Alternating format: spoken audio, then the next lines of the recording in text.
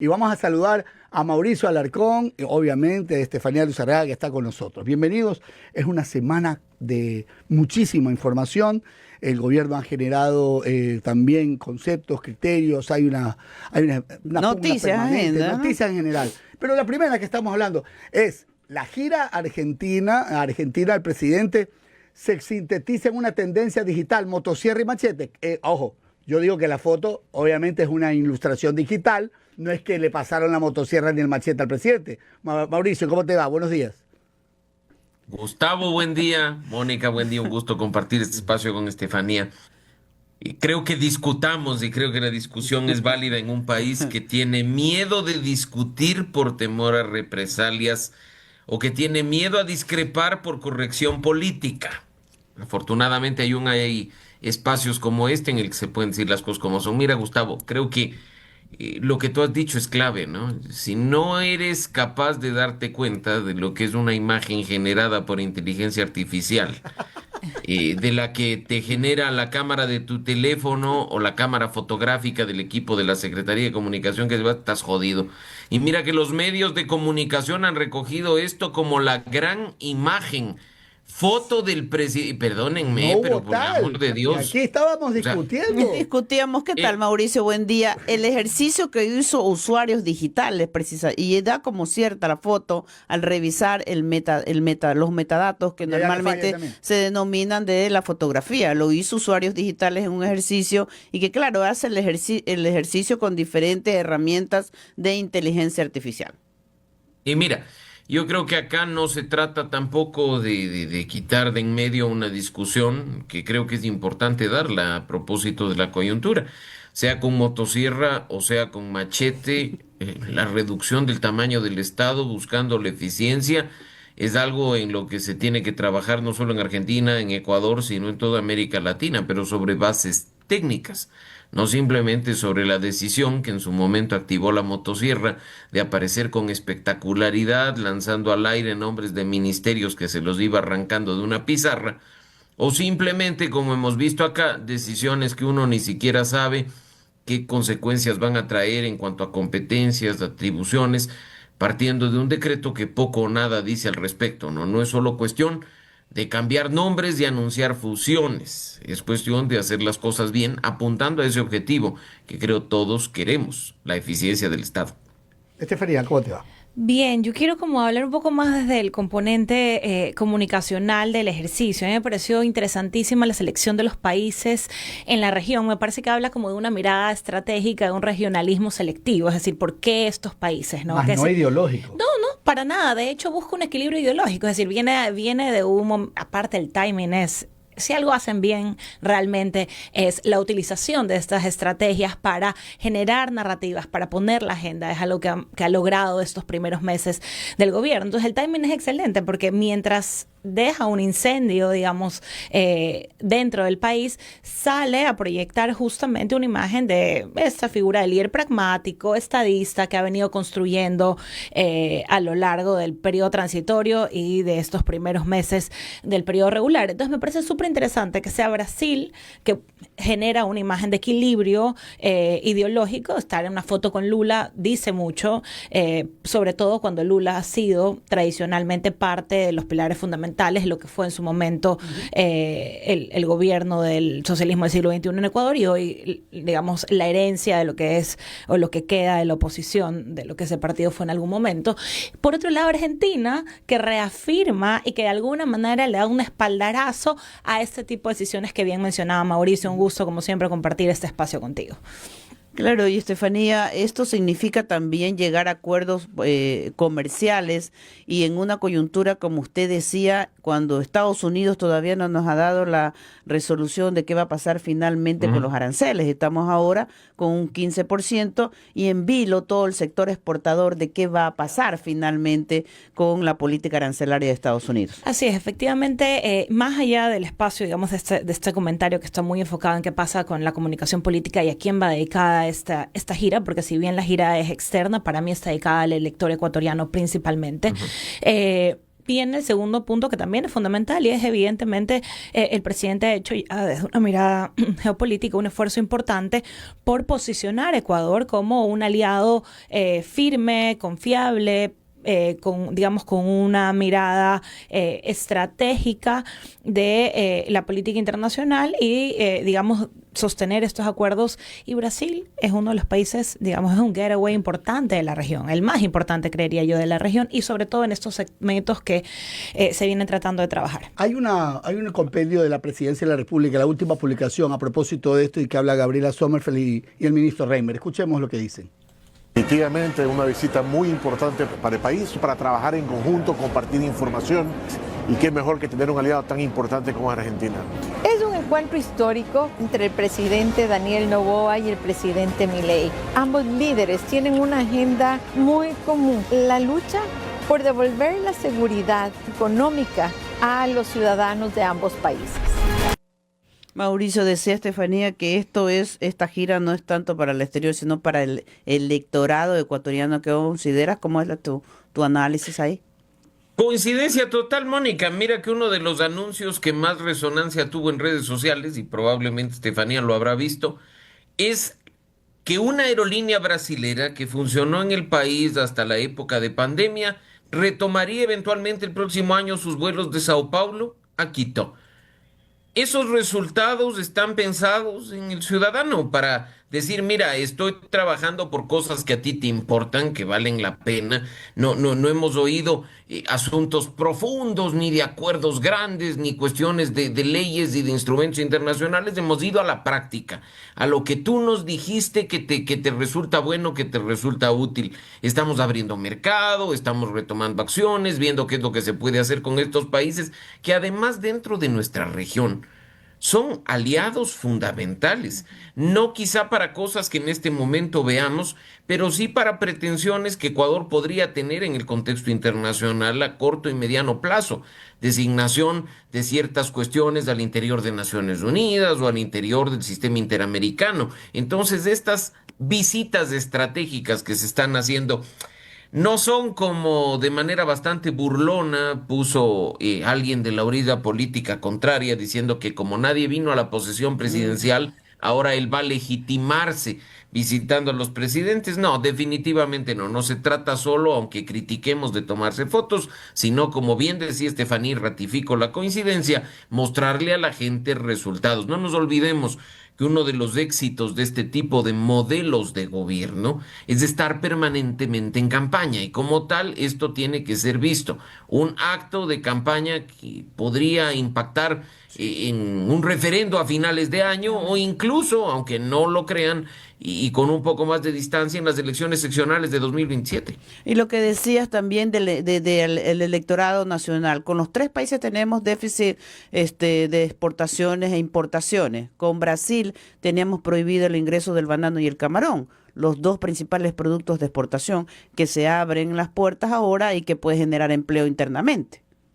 Completamente, Mónica, y mira que por la crisis petrolera de los últimos meses, el camarón pasó a ser nuestro principal producto hacia afuera, la principal fuente de ingresos en esta época crítica. Entonces, solucionar ese problema creo que a la larga le trae incluso beneficios al gobierno en cuanto a recursos que podrían ser destinados en la misma línea de lo que significa una campaña, mostrar resultados, mantener vigente a su elector, mantener cautivo al votante.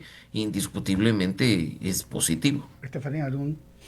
No, coincido con lo que Mauricio menciona. Me parece que entender que estas acciones son parte de una estrategia de comunicación gubernamental permanente, y que cada vez más esa comunicación se ve y se parece más a lo que estábamos acostumbrados a ver hasta comienzos del 2010 en periodos específicos de campaña, es algo que Milei, que Lula y que Daniel Noboa entienden bien. Es decir, ambos, y desde sus diferentes posicionamientos ideológicos y de gestión, han entendido que entregar de a poco, responder a veces primero en espacios digitales, en conexión directa con el electorado, tiene dos resultados. Primero, la satisfacción y la apreciación positiva de la gestión, y por otro lado, cortar la intermediación que pueden significar otras vocerías y otros espacios de difusión. Entonces, me parece que es un modelo que se viene instalando y que también responde un poco al giro que ha tenido la región y que ha tenido, digamos, yo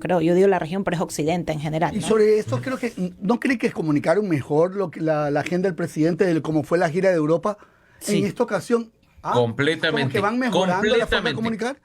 Porque mira que hoy habla también, y vean lo que dice, Brasil es un tema, pero también comunicaron lo de Uruguay, también comunicaron lo de Argentina, y habla, por ejemplo, el ministro Jaramillo, y esto fue lo que dijo. Pues hay un mundo de oportunidades para Argentina en el Ecuador. Hay un portafolio, sobre todo sectores de energía, sector de infraestructura, petróleo y gas, salud, turismo también. Hay cambios extraordinarios que se están llevando de Ecuador.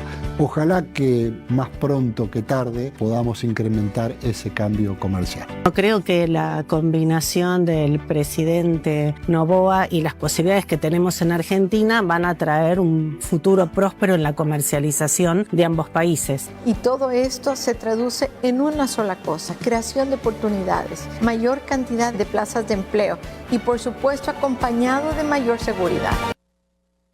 Y ahí el gran desafío, ¿no? Es decir, el gran desafío es cómo cumplimos esa promesa, es decir, cómo trasladamos en concreto, como bien mencionó, por ejemplo, el tema de Gol, pero cómo eso se amplifica. Pero usaron las palabras claves: energía, infraestructura, petróleo, gas y salud. Mira, comunicacionalmente, sin ser yo un experto en la materia, veo una dinámica diferente, incluso con otra vocería. No es el presidente hablándole al país, son los ministros ecuatorianos, son los actores que han recibido a la delegación del país. O sea, algo que no vimos, por ejemplo, en periodos anteriores del mismo gobierno, ¿no? Viajes, giras presidenciales.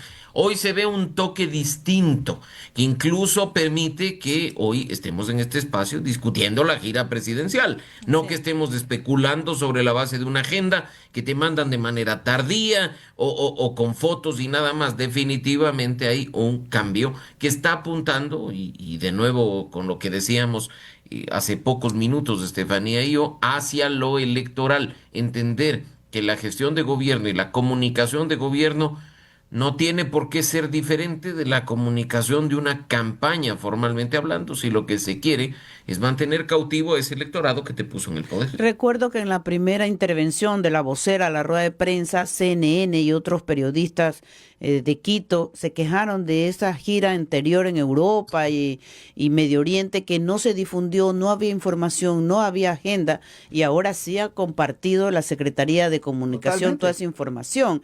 Y recuerdo lo que ayer nos decía Gonzalo Cucalón, analista económico que estuvo con nosotros, que este cambio del perfil de la diplomacia personalista que ha asumido el presidente Noboa, y también incluso asumido como la vocería en temas económicos, porque no vemos a la ministra Sarijá Moya hablando de cómo está la situación económica, sino que vemos al presidente Noboa directamente con los sectores productivos, con los empresarios, e incluso comunicando a través de su cuenta de Twitter. Mauricio.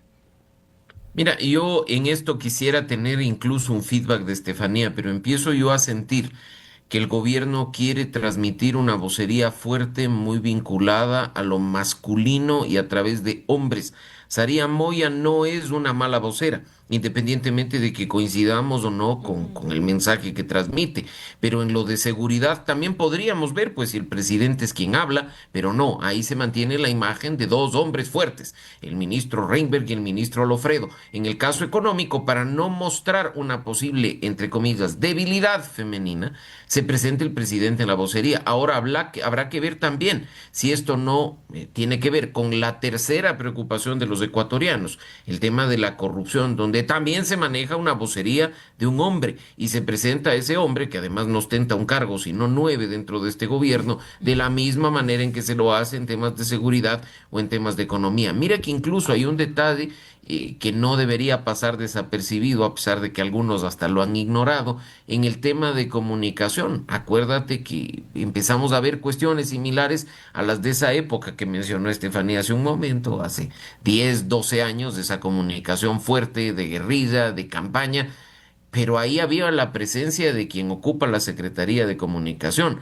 que hoy en definitiva queda resumida en una foto muy angelical al lado del señor Adorni y con una frase que nadie entiende. Entonces, ese tipo de cuestiones creo que también hay que prestarlas atención desde mi punto de vista de un gobierno que intenta transmitir una imagen de fuerza, de poder, en un país que indiscutiblemente sigue siendo machista, ¿no? Pero en el otro término, bueno, es una apreciación de Mauricio. Estefanía, ¿no crees pero que también tiene una vocería femenina en un tema tan delicado como la reestructuración de los ministerios y la vocera y la líder es Cintia Yeliber? Eso justamente iba a decir. Yo creo que están jugando dos cartas de manera simultánea. Por un lado, hay, bajo mi criterio, la intención de construir y de reforzar una imagen personalista de Daniel Noboa, de él, ¿no? Hemos visto justamente que esa crítica que se hacía en el gobierno transitorio de que no iba a medios, de que no estaba en espacios que no sean como muy seguros, que era muy distante, va cambiando, tanto así que lo vimos en la calle. A mí me pareció que de esto obviamente fue agenda de la semana pasada, pero hemos visto la marcha contra la Corte. Hemos visto una transición significativa de la puesta en escena de él, es decir, sin perder su esencia. Ha sido un cambio significativo en esta búsqueda de responder a me acerco de distintas maneras a la ciudadanía y al electorado. En ese sentido, si yo tuviera que ponerle una imagen, hacer un arquetipo de este gobierno, es un hombre desde una masculinidad hegemónica. Ya así se ha configurado, porque los ejes trascendentales del gobierno los ha manejado figuras masculinas y que responden al arquetipo específico de, voy a decir, macho guayaco, así como para que se entienda, para que la audiencia le quede como muy clara, pero podríamos hablar de un Febres Cordero, de un Jaime Nebozadi modernizado, es decir, esta figura masculina poderosa que de alguna manera tiene un estilo vertical de liderazgo, ¿no? Y por otro lado, ese mismo tipo de liderazgos masculinos suelen tener mujeres que de alguna manera acompañan la gestión. Y podemos irnos al más clásico de todos, y ya que hablamos de Argentina, podemos hablar de Evita. O sea, hablar de Eva Perón es hablar de toda la fuerza del orden social de Argentina durante el peronismo.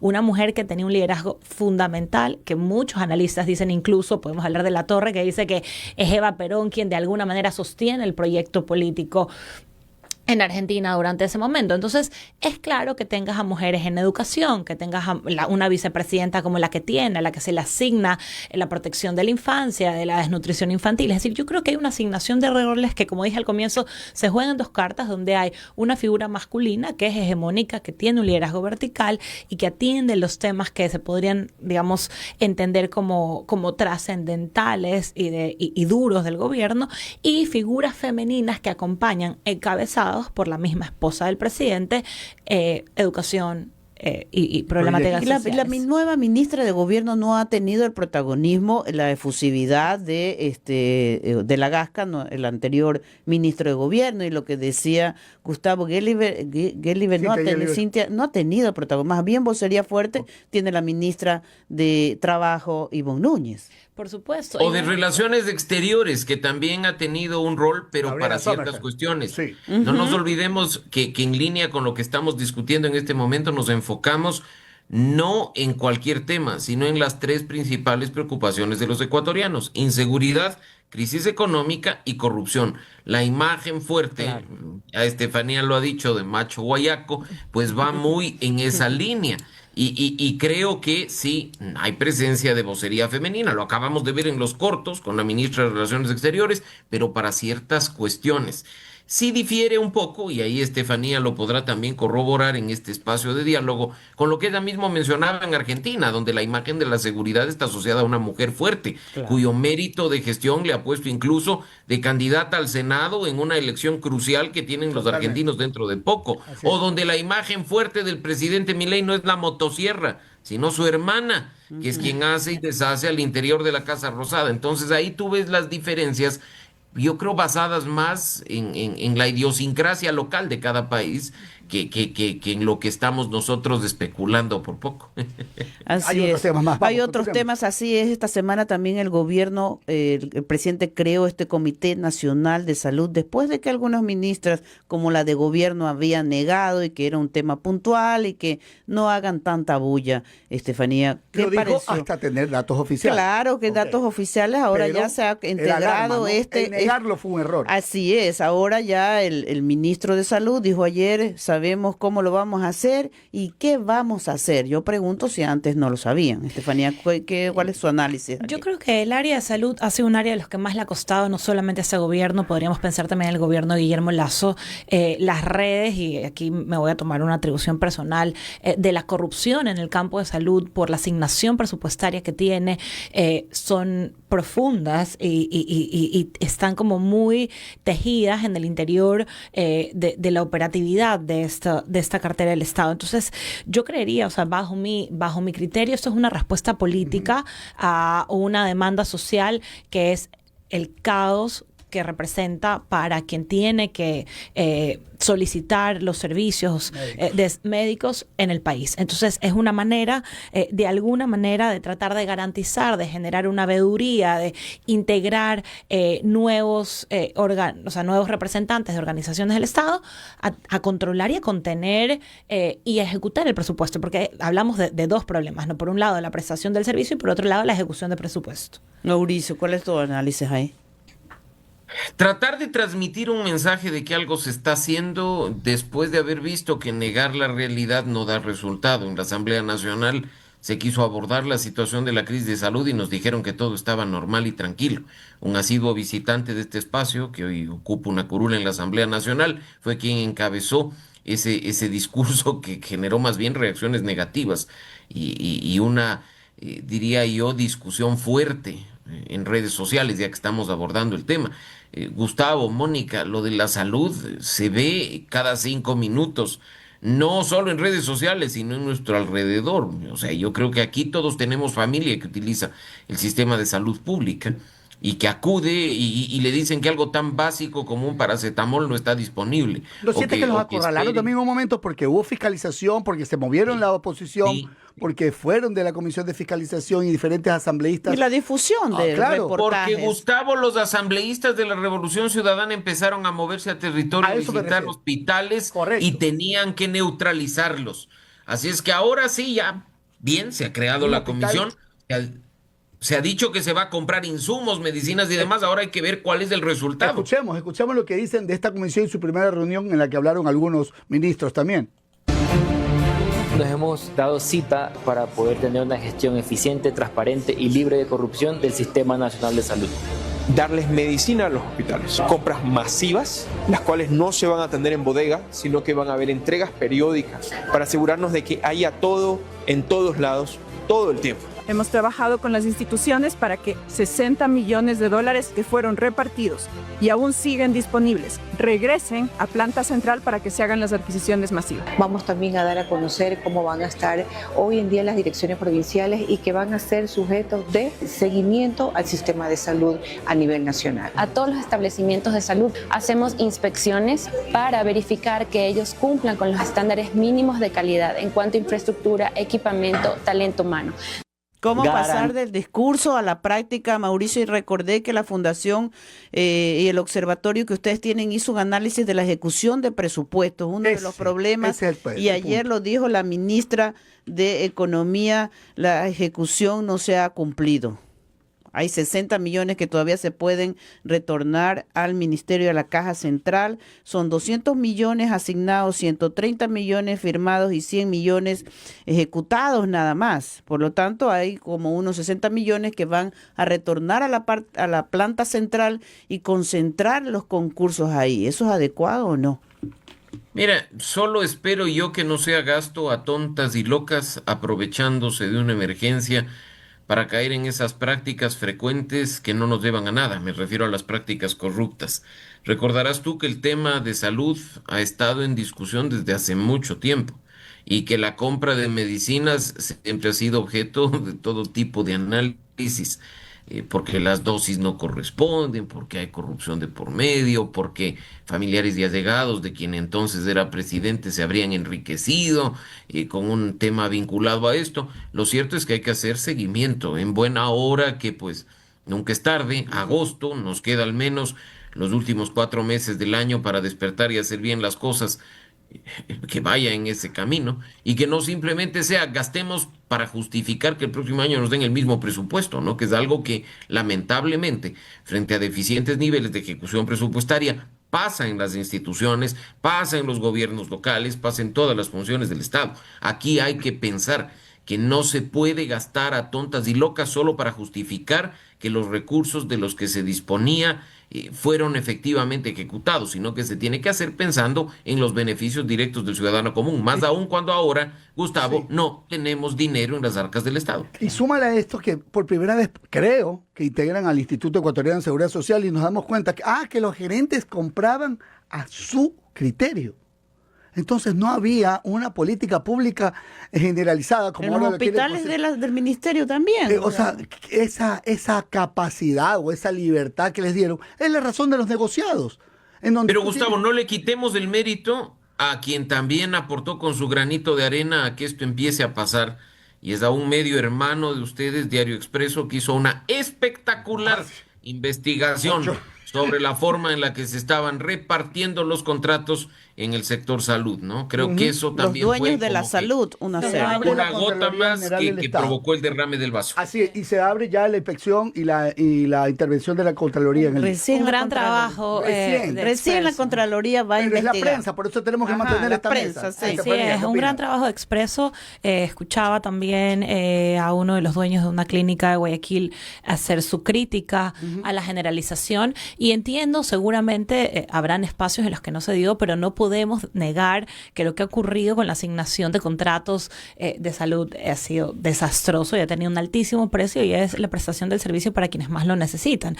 En ese sentido, yo al ver el comité, pues obviamente coincido con Mauricio, con ustedes, es una alegría pues ver que se está haciendo algo, que se está tomando decisiones. Sin embargo, repito, no, el desafío es cómo eso se convierte en una hoja de ruta concreta, con planificación y con seguimiento, porque definitivamente muchas veces, y esto lo podemos conectar inclusive con algunas de las cosas que ha tratado de hacer este gobierno en términos de qué hacer con quienes ocupan cargos medios dentro de las instituciones públicas, y es muchas veces las cabezas dicen: nos reunimos, nos sentamos, esto es lo que vamos a hacer, así se va a manejar, se va a reasignar el presupuesto, estos son los tiempos esperados para las gestiones, y se queda ahí. En la oficina, en el cajón del subsecretario. Por eso la importancia, por ejemplo, de tener evaluaciones periódicas para quienes están trabajando dentro del sector público. Lo positivo es que se integró el comité, y la ciudadanía y los medios tenemos que hacer seguimiento de ese trabajo. Bueno, ahora el siguiente tema, que creo que lo hemos dejado en los 638 días de gestión del presidente Daniel Noboa, 506 estuvieron bajo estado de excepción. Y eso fue una de las observaciones que primeramente ya creó la primera fricción con la Corte Constitucional. En algún momento se lo observó y de repente llegan otras declaratorias, y hoy hay un litigio, podríamos decirlo, que se va a dar entre la Asamblea Nacional y la Corte. ¿Cómo ven ustedes este tema? Y amparados también en que ya han pasado algunas semanas, en que se han escuchado algunos criterios, han habido algunos reveses, han habido algunas afirmaciones.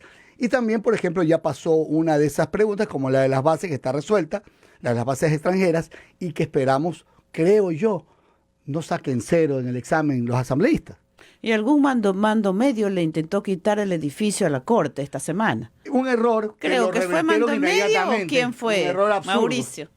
¿Qué sabes tú de Quito? Cuenta el chisme. ¿Quién fue? Mira, yo no sé si fue un inofensivo error. ¿Quién fue? O sea, a ver, acá pensar que esos son errores, creo que es demasiado inocente, más aún en medio de una crisis como esta, ¿no? Son mensajes que han sido correctamente transmitidos y recibidos. Yo creo que más allá de la marcha, más allá de la crítica, el gobierno también está evaluando el impacto de su comunicación, y eso es definitivamente positivo, tanto para ellos como para nosotros.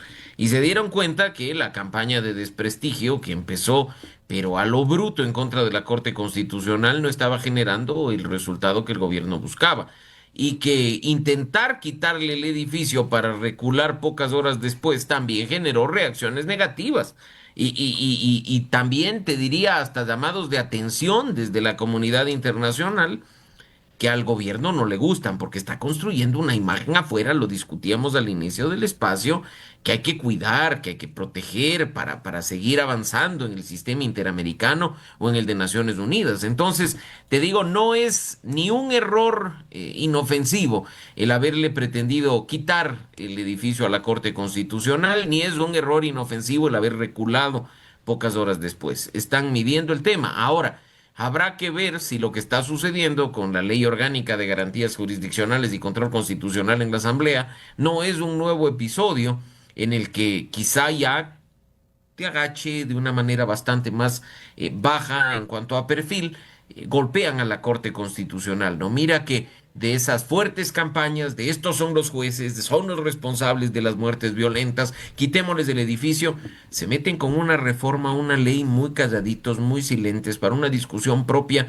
de los que estamos monitoreando el trabajo legislativo. Entonces, hay que seguir con atención esta pugna, las audiencias ya van a empezar dentro de poco, estamos a pocos días de que la Corte escuche a las partes y pueda sacar conclusiones definitivas sobre las leyes que están siendo atacadas. No ha tratado, ojo, todavía los pedidos de inconstitucionalidad de la última ley económica urgente, llámese ley Olón, ley de áreas protegidas o ley Lavinia, como la bautizaron en redes sociales, pero esa todavía no está resuelta, ni en cuanto a pedido de medidas cautelares, ni en cuanto a admisibilidad, y hay varias acciones presentadas. Entonces esto no termina aquí, más bien lo importante es sostener la discusión sobre la importancia de una Corte Constitucional como un contrapeso no de Daniel Noboa, sino como un contrapeso del poder en el esquema institucional actual, donde quizás sí es la pata coja, pero la pata coja de quienes intentan consolidar un modelo totalitario.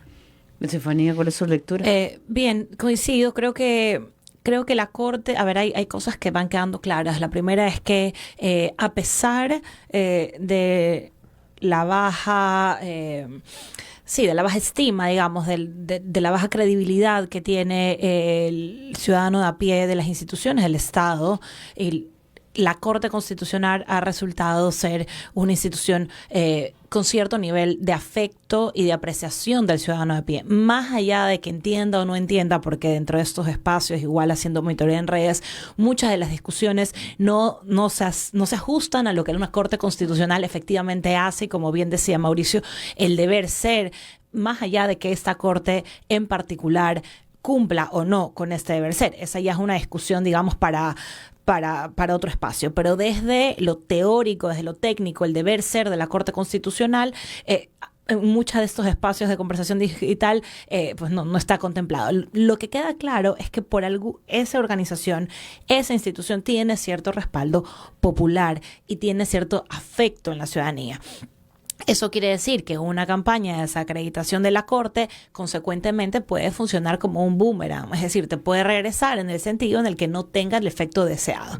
¿Qué es lo que yo pienso? Que esto ha funcionado más como una cortina de humo, es decir, generar la atención sobre esta discusión que está pasando con la Corte mientras se van incluyendo algunos proyectos de ley que pasan por debajo de esa cortina de humo, una técnica muy utilizada y muy común justamente para generar una agenda paralela, es decir, una agenda de medios que le instala la agenda política, pero igual tenemos una agenda legislativa que pasa y que funciona en paralelo. Considero yo que, ya como para cerrar, con relación a la Corte, para mí hay aquí lo dejo, hay un principio que es equívoco y es, hay un deber ser, hay un postulado teórico de lo que la Corte tiene como función y hay la Corte, la que existe, la que está situada, coyunturada, contextualizada. La distinta. La distinta.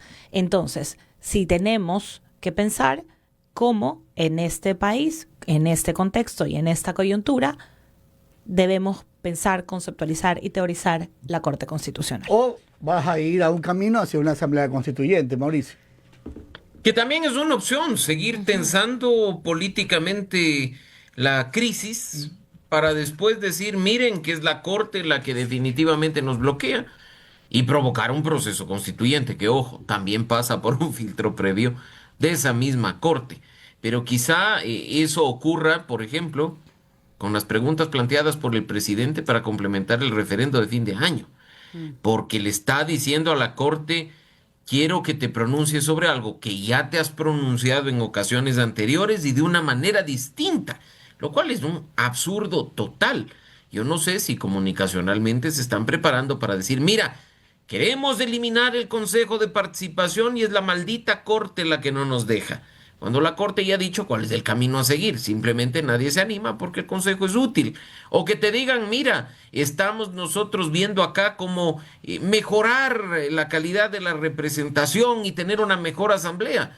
Cuando la Corte Constitucional ya ha dicho cómo se tiene que hacer, cuál ha sido el tema de fondo, e incluso, mira, porque hubo un revés en la materia cuando Guillermo Lasso propuso la pregunta. Entonces, yo creo que aquí sí estamos frente a un guión, no sé si escrito previamente o escrito sobre la marcha, pero que podría apuntar a mayores tensiones políticas con quien se mantiene como el último reducto de institucionalidad del país. Probablemente nos faltaría más tiempo para terminar el último tema, porque el tema del caso magnicidio, que la Fiscalía sí lo reconoce, es muy potente, es muy cierto, es muy real, todas las reacciones generadas. Probablemente la fiscal Diana Salazar, hoy embajadora, hoy embajadora de Ecuador en Argentina, pudo haber conversado algo del tema de las conexiones de lo que ella sembró, que fue metástasis, una investigación prolija de cómo las conexiones del narcotráfico con la política, con la administración de justicia se daba. Pero hay señalados directamente personajes políticos de la otra bancada o que formaron parte de la otra bancada o de un gobierno del correísmo. Mauricio, Estefanía, ¿cuáles son los impactos que generará a futuro esto? Mira, esto también está siendo trabajado políticamente y es indiscutible, ¿no? El timing para que esto salga, la forma en la que se lo está comunicando, tiene también un trasfondo evidentemente político, no discrepo, pero bueno, estrictamente judicial. Yo te digo, no estrictamente judicial.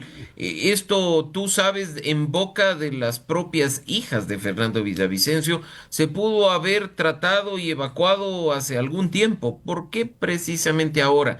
¿Por qué señalando a los que se señala? Yo te digo, yo sí pienso mal, toda vez que de por medio está una fiscalía. Pero que siempre fueron señalados, ¿o tú crees que no deberían de estar los señalados? Mira, probablemente sí, pero ¿por qué llegar a este momento? ¿Por qué esperar? Mira, eso es no, es que a ver, palo Gustavo. Porque vos y palo porque vos. ¿Quieres administración de justicia? A ver, ¿Cuándo Gustavo. la quieres? No, ¿hace cuánto mataron a Fernando Villavicencio, Gustavo? Casi 2 años. 2 años ya. ¿Cuánto tiempo debe durar, según la norma, una investigación previa? Oye, hay juicios que tienen 6 años que no se han hecho audiencias todavía. Y eso es justificación para que en un caso tan grave como el de magnicidio... Pues encontrémonos en la mitad del camino, pues. Pero, a ver, tú ¿No estás justicia acá para tratando de justificar la inoperancia de la justicia. Eso es otra cosa, no la injusticia. Y la instrumentalización política de la Fiscalía. Está bien, entonces, en eso estamos de acuerdo. Pero entonces, de nuevo, yo no estoy aquí ni diciendo que los señalados son inocentes. Tengo mi criterio personal. Ni estoy diciendo yo, como pretendieron en la Asamblea Nacional algunos, que el crimen de Fernando Villavicencio fue delincuencia común. Eso es una barbaridad. Lo que yo estoy mencionando es el tema del timing. ¿Por qué ahora? ¿Por qué de esta forma? Que sí se vincula a cuestiones definitivamente de intereses políticos. Clarísimo, Gustavo, no nos pongamos una vez en los ojos. La Fiscalía ha sido siempre instrumentalizada políticamente para ciertas cuestiones, tanto para generar impunidad como para perseguir. Y en este caso no estoy hablando de perseguir a víctimas o a inocentes, sino de perseguir objetivos políticos estratégicos. Estefanía, ¿cuál es su lectura de esto? Yo creo que esto de alguna manera lo que trata de hacer es, bueno, por un lado, dar trámite y hacer justicia, pero también desde el área en el que puedo aportar más, creo que ayuda a fortalecer y tiene el propósito de fortalecer la percepción de aplicación de justicia en un momento tan crítico y de un auge de delincuencia como el que estamos viviendo en este momento.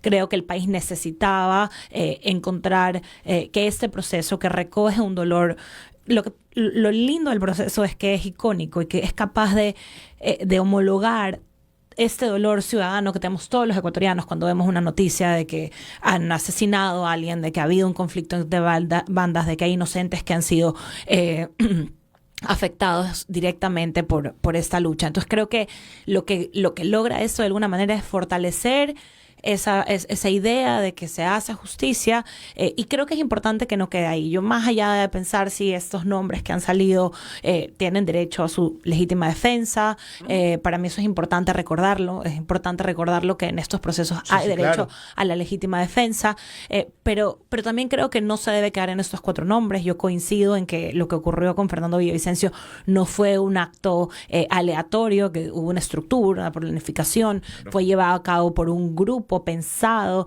Entonces creería que es importante que esto sea, digamos, el primer resultado de un proceso que termine por dar cuenta clara de quiénes y cómo estuvieron involucrados para toda la ciudadanía. Se nos ha ido el tiempo. Yo estoy muy agradecido de su espacio, de sus conceptos. Se eleva muchísimo la opinión pública de este medio, más que nada del mundo de Blue y de Blue.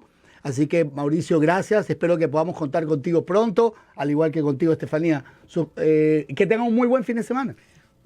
Gracias, Gustavo, Mónica, Estefanía. Un buen fin de semana para ustedes también y un gran abrazo a la distancia. Como dicen en Quito, a Chachay, ¿no? Bueno, que la próxima sea en vivo, porque la Chachay también estaba en Guayaquil hace unos días. Gracias, Mauricio y Estefanía. Buen día.